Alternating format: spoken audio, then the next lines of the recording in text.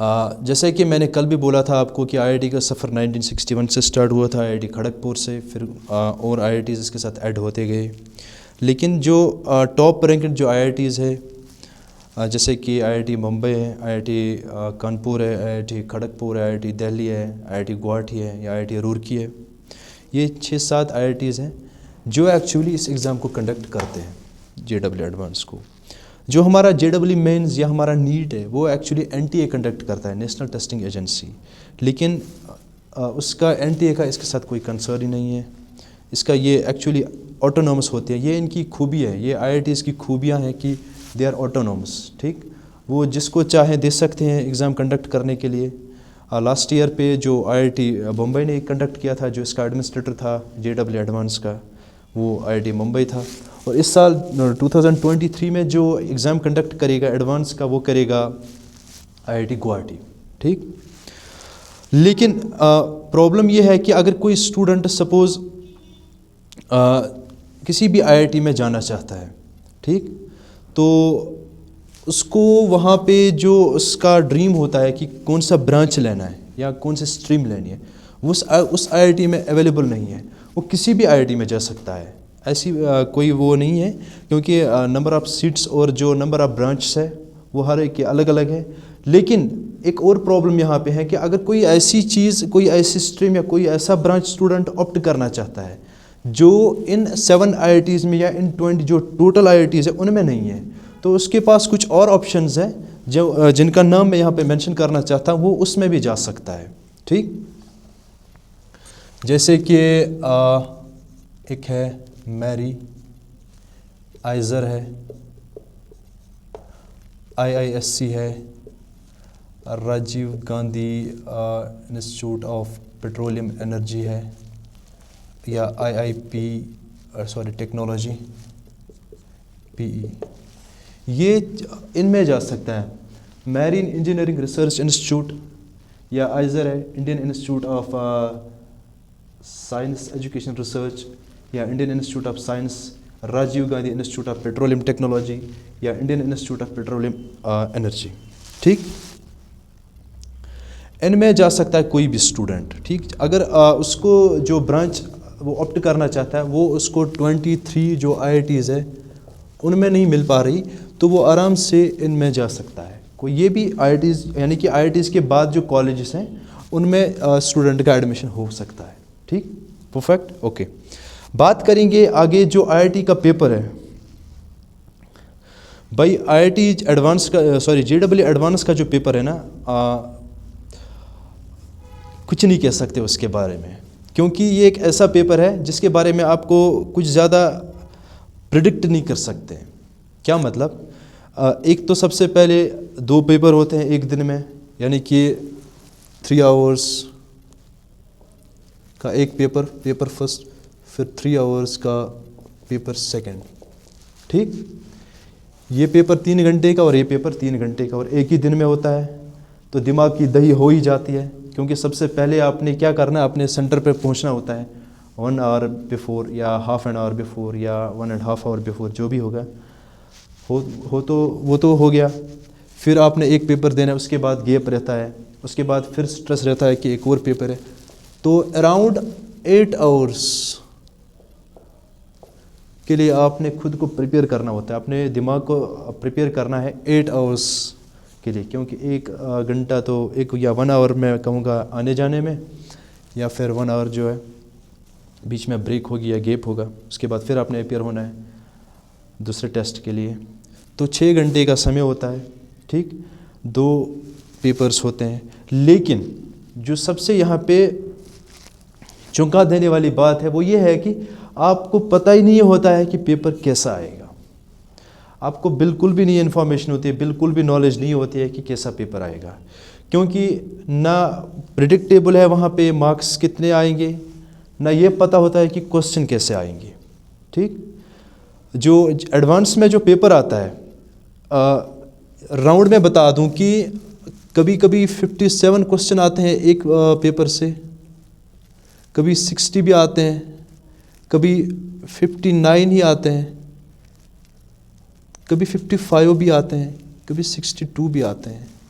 कोई फिक्स्ड नहीं है, कोई फिक्स्ड स्केल नहीं है इस चीज़ के लिए। यानी कि दोनों पेपर की बात करूँ, पहला फर्स्ट या सेकंड वैरी करते हैं। तो नटशल में आप याद रखिए कि 60 के आसपास, अराउंड 60 के आसपास क्वेश्चन आते हैं दोनों पेपर में। 60 + 60 120। तो ये पेपर आपका 130 भी जा सकता है, 115 भी जा सकता है, 110 भी जा सकता है, 125 भी जा सकता है। यानी कि 120 क्वेश्चन भी आ सकते हैं, 130 भी आ सकते हैं, 125 भी, 115 भी। ये उन पे डिपेंड करते हैं, उन पे डिपेंड करता है कि वो कैसा पेपर सेट करेंगे, कितने करेंगे, उनकी चॉइस है। We are nobody talk about this. उनकी मर्ज़ी है, वो क्या करें, जैसा उनको सही लगे। अब समस्या यही नहीं है, समस्या इससे आगे जो है ना वो बहुत बड़ी समस्या है। वो ये है कि आपको ये भी नहीं पता होता है कि पेपर पैटर्न कैसा होगा। मैं जितने भी एडवांस के लिए तैयारी कर रहे हैं, मैं उनसे हाथ जोड़ के रिक्वेस्ट करता हूँ कि प्लीज़, आपको क्वेश्चन सोल्व करने आते हैं, अच्छी बात है, आपको न्यूमेरिकल्स आते हैं, अच्छी बात है, लेकिन पहले आप इस पेपर को पढ़ना सीखो, इस पेपर को समझना सीखो। अगर आपने ये चीज़ अचीव कर ली ना, कि अगर आपको ये मैं कहूँगा कि ये कलाबाजी अगर आपको आ गई ना, इस पेपर को पढ़ना, तो बहुत इजी हो जाएगा आपके लिए। मैं रिक्वेस्ट करता हूँ कि पहले आप पेपर को पढ़ना सीखो, क्योंकि ये अनप्रिडिक्टेबल पेपर्स होते हैं, इनके बारे में आप कुछ नहीं बोल सकते। कभी कभी क्या होता है कि कभी कभी आपके MCQs आते हैं, सिंगल ऑप्शन भी आता है, तीसरी चीज़ जो इसमें आती है वो है न्यूमेरिकल आंसर टाइप, ये भी आते हैं। आप इसमें पैराग्राफ्स भी आते हैं, मैट्रिक्स मैच भी आता है,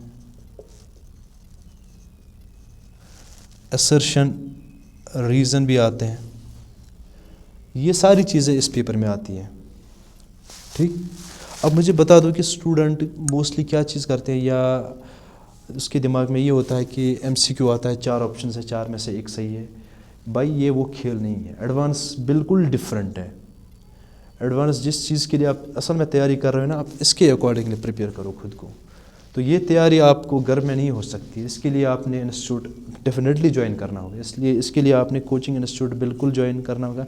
मैं ज़रूरी नहीं कहूँगा कि आप कोटा जाओ, या जहाँ पे आपको सही लगे। अगर आपको लोकल में लगता है सही है तो आप वहाँ भी जाओ, जहाँ पे आपको मर्ज़ी है, लेकिन खुद से आप, मुझे नहीं लगता है कि ये सारी चीज़ें कर पाओगे।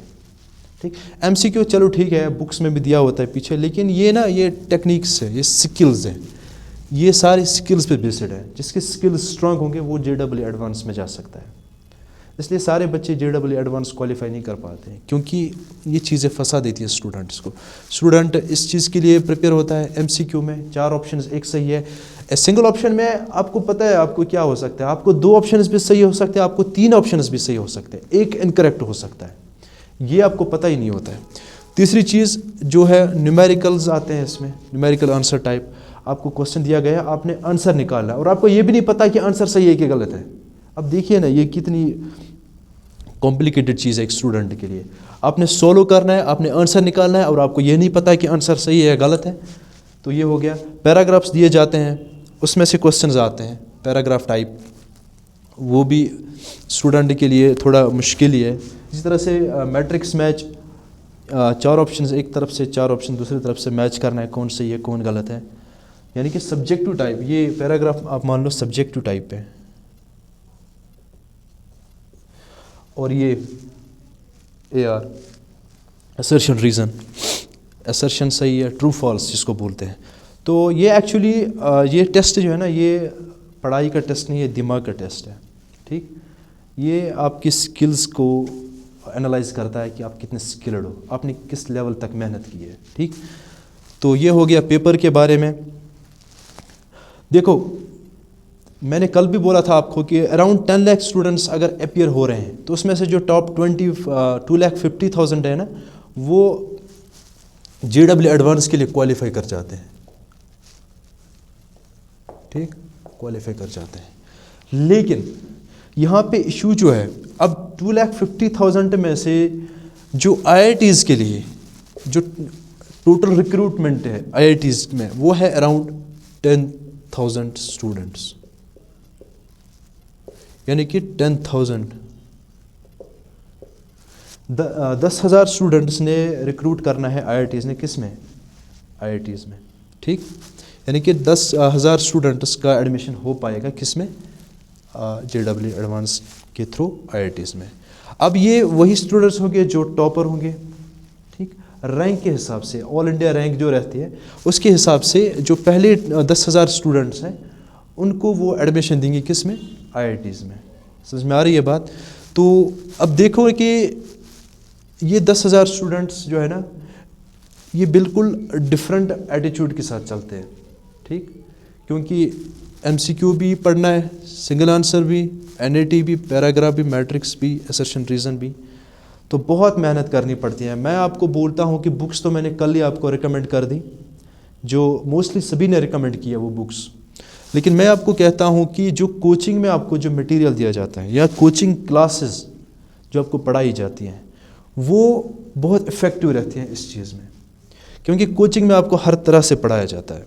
कोचिंग में आपको MCQs भी सिखाते हैं, सब्जेक्टिव्स भी पढ़ाते हैं, ये न्यूमेरिकल्स भी कराते हैं, तो कहीं ना कहीं कोचिंग का कंट्रीब्यूशन बहुत ज़्यादा रहता है इस चीज़ में, JEE एडवांस में स्टूडेंट के लिए, ठीक।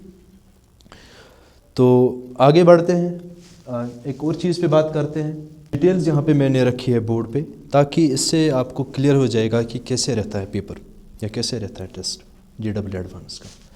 सबसे पहले अगर हम बात करेंगे प्रॉब्लम्स जो पूछी जाती है JEE में, JEE एडवांस के पेपर में, उसमें 40% जो प्रॉब्लम्स होती है या 40% जो क्वेश्चंस होते हैं वो होते हैं MCQ based, multiple choice question, यानी कि 4 में से एक ऑप्शन सही। 40% होता है न्यूमेरिकल आंसर टाइप, यानी कि आपको क्वेश्चन दिया गया है, आपने इसको सॉल्व करना है, आपको आंसर भी नहीं पता है क्या है। और 10% जो है सिंगल ऑप्शन है, मतलब 3 करेक्ट हो सकते हैं, एक गलत हो सकता है, या एक गलत हो सकता है, 3 सही हो सकते हैं, ये भी हो सकता है। या 10% जो है पैराग्राफ पे हो सकते हैं या मैट्रिक्स मैच पे हो सकता है। तो ये रहता है पेपर का पैटर्न, यानी कि कॉम्बिनेशन में रहता है पेपर, पूरा कॉम्बिनेशन में। अब वेटेज अगर बात करेंगे 11th और 12th की, तो सब्जेक्ट वाइज अगर हम देखेंगे, फिज़िक्स का जो वेटेज रहता है इसमें वो रहता है 50%, ओके।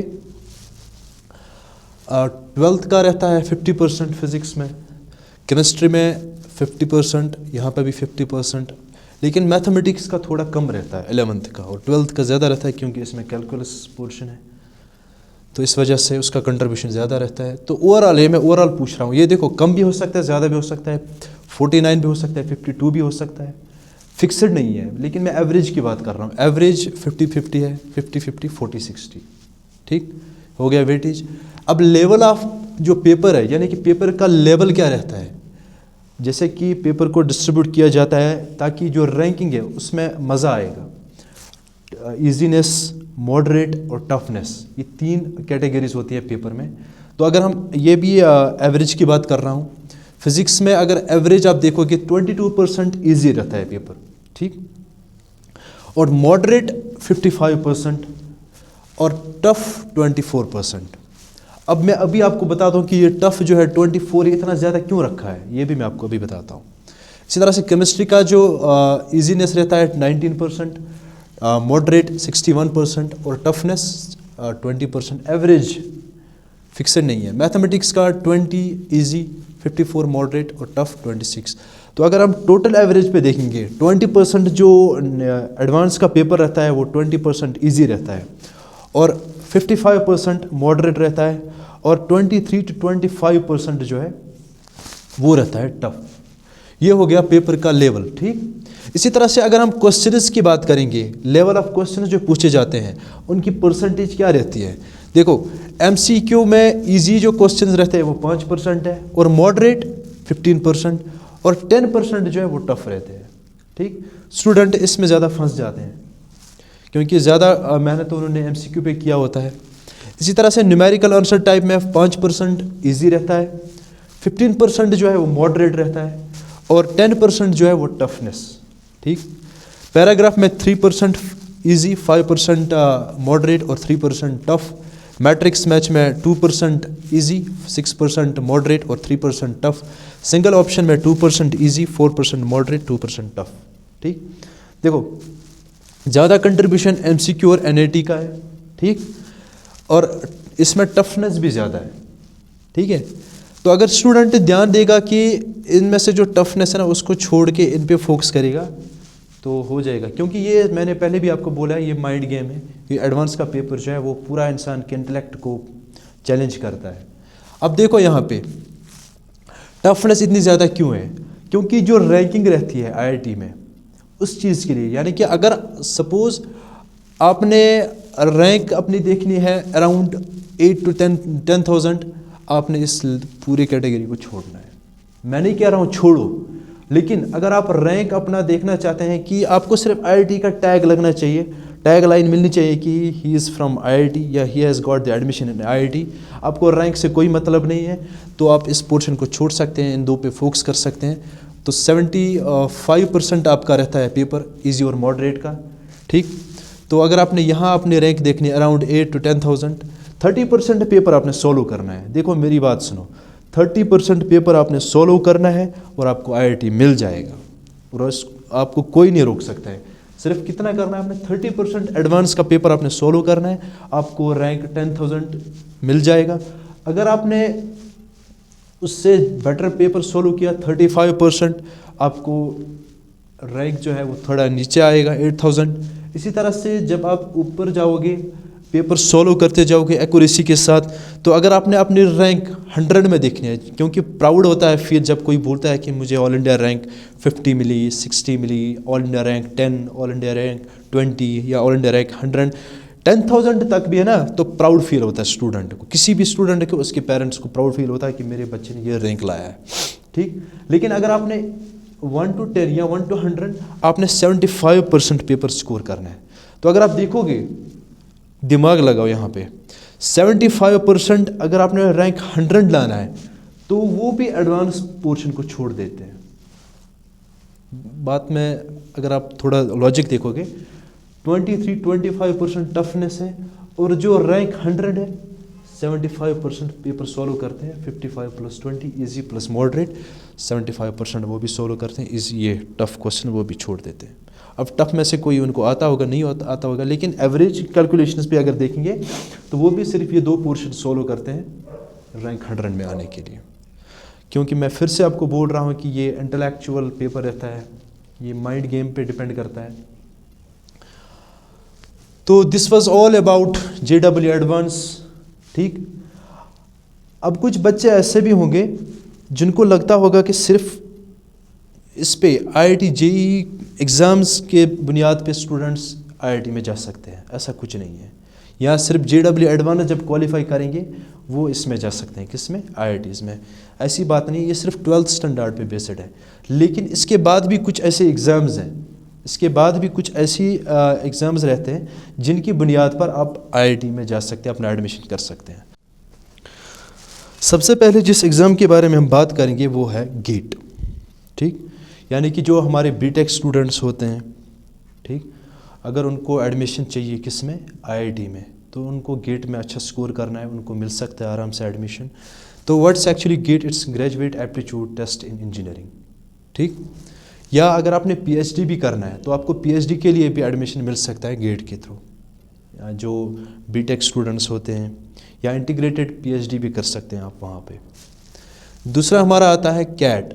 कैट एक्चुअली उन स्टूडेंट्स के लिए जो कॉमर्स से बिलोंग करते हैं, कॉमन एंट्रेंस टेस्ट, यानी कि अगर आपने MBA करना है किसी भी IIT में जहाँ पे आपको जाना होगा, तो आपने कैट का एग्ज़ाम क्वालिफाई करना है। ठीक, ये MBA के लिए होता है, तो अगर आप चाहो तो PhD भी कर सकते हैं उसमें कैट के थ्रू।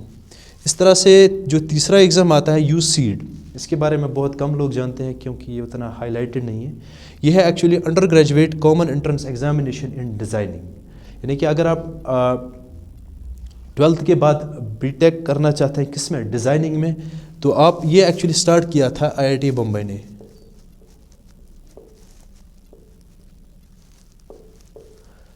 अभी ये एडमिशन्स बहुत सारी जगहों पे बहुत सारे IITs में मिलता है, लेकिन स्टार्ट किया था IIT बॉम्बे ने UCEED।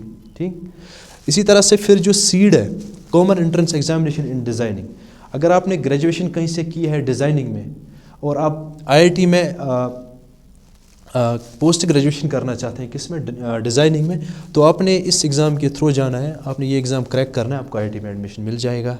इसी तरह से फिर आईआईटी जैम, ठीक, ये उन स्टूडेंट्स के लिए है जिन्होंने किसी प्लेन सब्जेक्ट में जैसे फ़िज़िक्स में, केमिस्ट्री में, मैथमेटिक्स में या फिर कंबाइनिंग में ग्रेजुएशन किया और वो चाहते हैं कि उनका एडमिशन किस में हो जाए, आईआईटी में, या फिर इंटीग्रेटेड एडमिशन हो जाए मास्टर्स प्लस पीएचडी के लिए, तो वो आईआईटी जैम एग्ज़ाम में अपीयर हो सकते हैं, आराम से उनका एडमिशन हो जाएगा किस में, आईआईटी में। इसी तरह से इंटरनेशनल ओलंपियाड, अगर किसी स्टूडेंट ने ये एग्ज़ाम क्वालिफाई किया है तो उसको डायरेक्ट एडमिशन मिलता है इसमें, आईआईटी में, उसको कोई नहीं रोक सकता है आईआईटी जाने से, ठीक।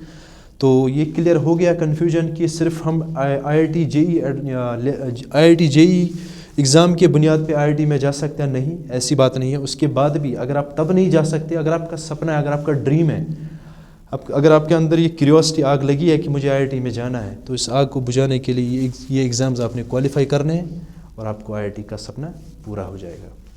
आई होप आपको ये वीडियो अच्छी लगी होगी। अगर कोई भी चीज़ इसमें अभी भी स्किप हुई है तो प्लीज़ आप कमेंट सेक्शन में ज़रूर बता दीजिएगा, ताकि मैं कल एक और वीडियो के साथ वो चीज़ें आपको क्लियर करूं। तब तक के लिए खुदा हाफिज़।